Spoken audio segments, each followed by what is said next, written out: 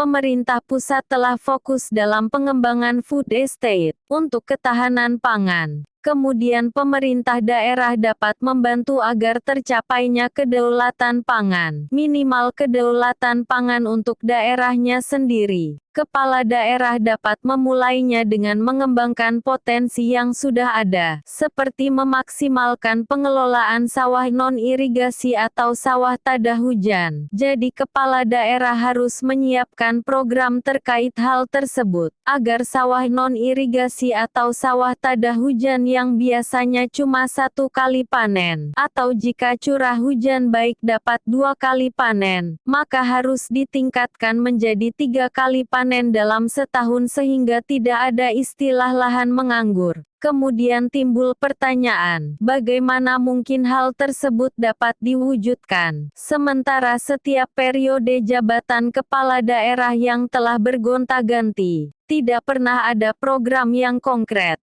IHD Numain menawarkan konsep program Petani Mapan Daerah Swasembada Pangan. Di tahap awal ini kriterianya sederhana saja, yaitu petani mapan berarti pendapatannya meningkat, swasembada pangan berarti produksinya meningkat. Maka dengan memaksimalkan pengelolaan sawah non-irigasi atau sawah tada hujan, agar dapat panen 3 kali dalam setahun akan menciptakan peningkatan produksi, yang secara otomatis akan membuat pendapatan petani meningkat. Jadi kriteria yang dimaksudkan telah terpenuhi. Pemaksimalan pengelolaan sawah non-irigasi atau sawah tada hujan dapat dilakukan dengan modernisasi sistem irigasi, kemudian diikuti dengan penerapan pola tanam dan tertib tanam. Mengapa masih banyak sawah yang belum memiliki jaringan irigasi? Karena untuk pembangunan jaringan irigasi memiliki masalah yang kompleks atau rumit, mulai dari pembebasan lahan,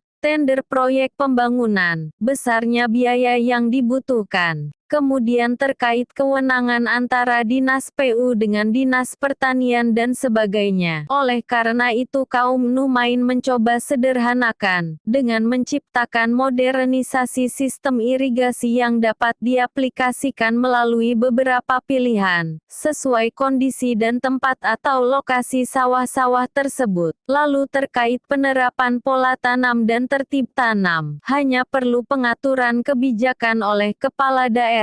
Sekarang kita coba ilustrasikan mengenai manfaat pemaksimalan pengelolaan sawah non-irigasi atau sawah tada hujan. Total luas sawah non-irigasi atau sawah tada hujan berkisar 3,4 juta hektar. Jika diasumsikan bahwa 1 hektar sawah dimiliki oleh 1-3 petani, lalu pengelolaan 1 hektar sawah membutuhkan 4-5 buruh tani, maka hasil dari pemaksimalan sawah akan memberikan peningkatan pendapatan kepada 3-9 juta petani. Kemudian 12-15 juta buruh tani akan mendapatkan penghasilan tambahan. Lalu multiplier efeknya terjadi pergerakan ekonomi. Karena kegiatan di sektor pertanian yang terus berkelanjutan mulai dari penyediaan bibit unggul, pupuk, pestisida, alat pertanian dan sebagainya, sampai penjualan hasil panen. Dengan demikian perekonomian di daerah-daerah tumbuh dan berkembang.